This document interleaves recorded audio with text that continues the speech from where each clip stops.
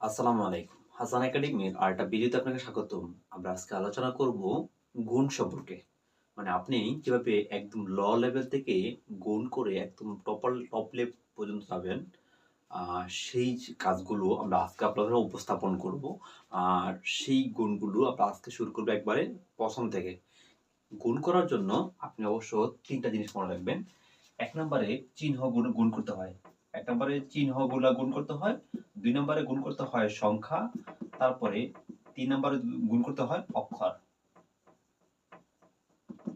এই ৩ টা কাজ আপনাকে জানতে হবে। চিহ্নগুলো কিভাবে গুণ করবেন?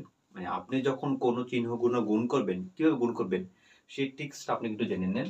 যেখানে ২ টা চিহ্ন এক ২ রকম, একটা প্লাস একটা মাইনাস, সেখানে মাইনাস হবে।